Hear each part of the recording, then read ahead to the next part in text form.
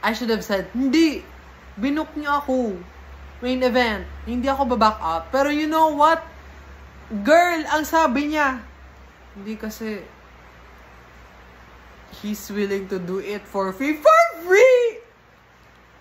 Okay! Sabi ko sa sarili ko, shit! Sige, wag na!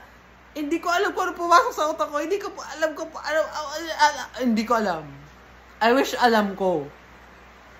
I wish I knew. I wish I know. I wish alam ko. Pero hindi ko alam. Hindi ko alam. Nag-usap kami ng ganun. And I feel like maayos yun. Pero hindi ko alam kung bakit hindi ako nag-stand up. Hindi ako naghingi ng convenience fee. Wala talaga, be. Nanahimik ako. Alam nyo bakit ako nanahimik? Hindi ko rin alam. Baka alam mo. Baka alam nyo. Magsabi kayo bakit. Kasi hindi ko talaga alam. Hindi ko alam. Parang natapakan yung pride ko. Natapakan yung ego ko. Tapos sabi ko talaga, you know what? Siya na lang. Pati photoshoot. Siya na lang. Kasi sabi ko sa utak, wala ako dun laban. Kung meron kaming budget problem. The moment na mag-offer yung makeup artist na for free, wala na ako. Wala na ako sa equation. It was like 1 + 1 + 1. Kung ang desired natin outcome is 2, ba't pa tayo magpa+1? Parang gano'n. Gets nyo ba? Parang, alam mo yung, na-problema na kami sa budget.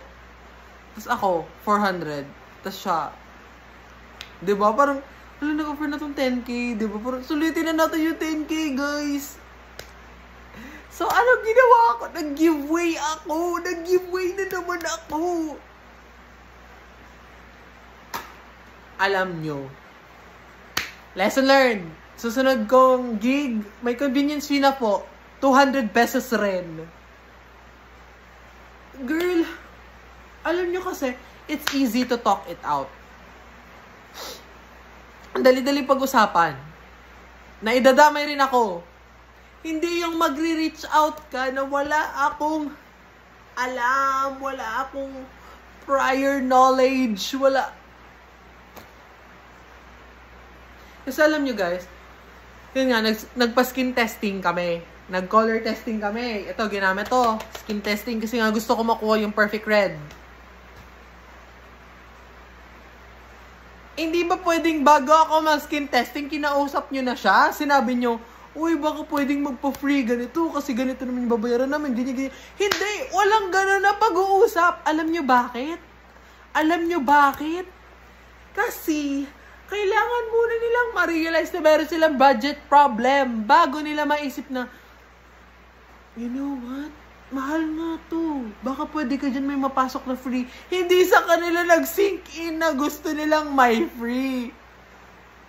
So, ano nangyari?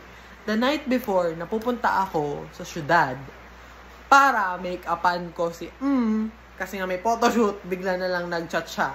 And you know what? It would have been, hindi siya okay. You know what? Hindi ko na papalusutin. Hindi siya talaga okay kahit anong mangyari. Pero ito kasi malala. Ito yung malala. Hindi ako piniem nung person na yun. Hindi niya ako piniem. Nakita ko yung chat na yun sa group chat. Ganun. Imagine the multitudes. Imagine.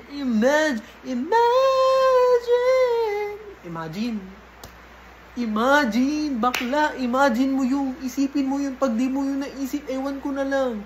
Pero isipin mo yun.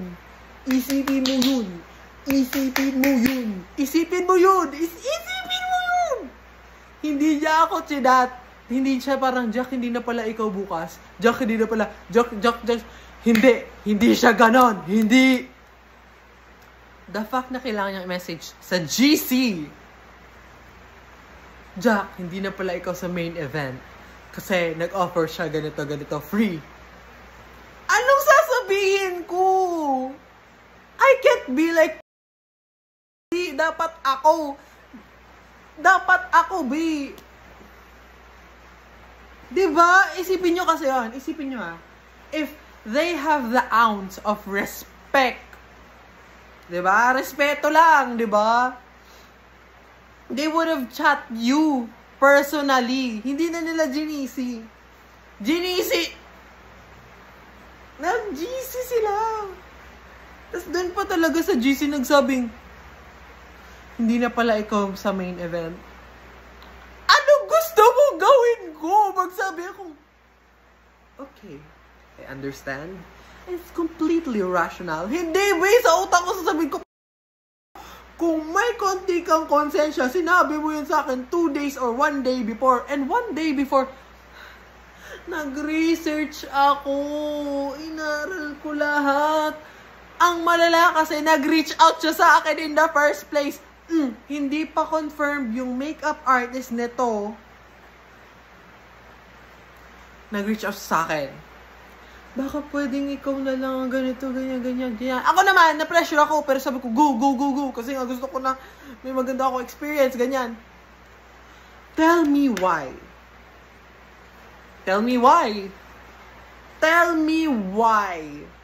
Why ka magdidesisyon na hindi alam ng ibang mga tao? Diba? Nagdesisyon siya. Sabi niya, you know what? Kukunin ko si Jack.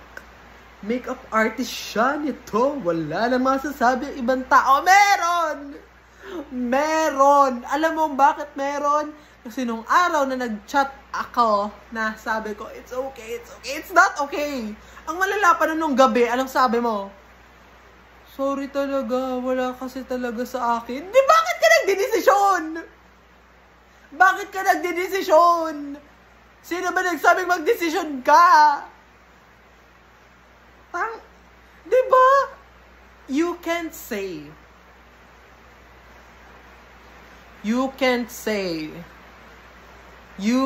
say na kukunin mo ako as makeup artist. Tapos, kapag nagka-cancelan na and I throw a hatred, you'd be like, pero hindi talaga. Kanino magagalit? Kanino ko i-direct na galit ko? Kasi kailangan ko magalit. I have to be angered. I have to be angry. Kasi, mali talaga be. Real lang. Ilang beses ko tinitingin sa bawat anggulo. And, ang malala pa dyan, pinapalusutan ko yung sarili ko. Alam mo yung nasa punto ako na parang, hindi kasi alam mo, tama talaga siya. Alam mo, may karapatan naman sila mag-cancel anytime. Girl, what if ikaw yung nag-cancel anytime? Balik na rin natin yung kwento. Biglang, ikaw yung nag-cancel. Ikaw yung masama. Alam mo bakit? Kasi ikaw yung makeup artist. Dapat ready ka palagi. Yung client, pwede sila mag-cancel anytime. Pero ikaw, bawal ka mag-cancel. Girl! Sinasabi ko talaga, pigil-pigilan niyo yan. Sinasabi ko talaga, huwag kayo mag-drog. Kasi alam niyo guys, kung change talaga natin, as in, kung i-change natin yung scenario, and like, ako yung makeup artist na nag-cancel, may inis sila. Diba? Sabihin yung hindi. Diba? Kasi, girl, if I had the nerve to be like, hinahanap niyo na ako?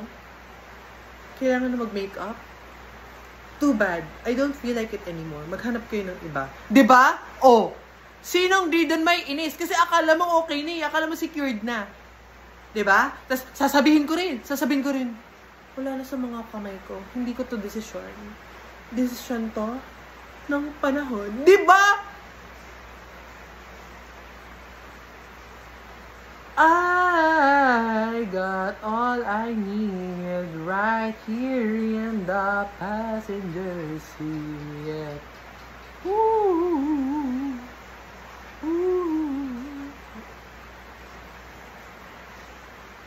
Diba? Kasi, alam mo, kung may konti ka sanang respeto, may intindihan mo sana yung 1 day rule. Kahit yun na lang, be. Kahit yun na lang. You know what? Diba? Pero hindi. You didn't have the decency to be like, hala, paano feelings niya? Paano hindi?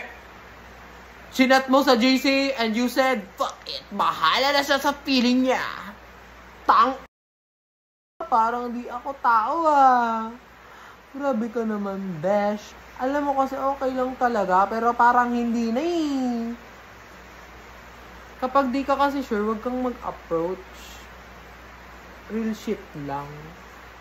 Kasi, kung may pangangatawan kang mag-approach, dapat may pangangatawan ka rin magsabing, hindi ko kasi gusto ang make-up mo. Wala ka kasing kwenta. Kulang-kulang ka pa ng products.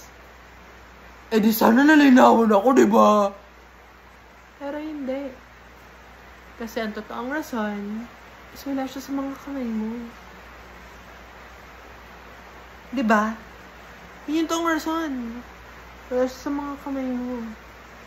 Nakikinig ka lang sa mga desisyon ng mga taong nasa taas.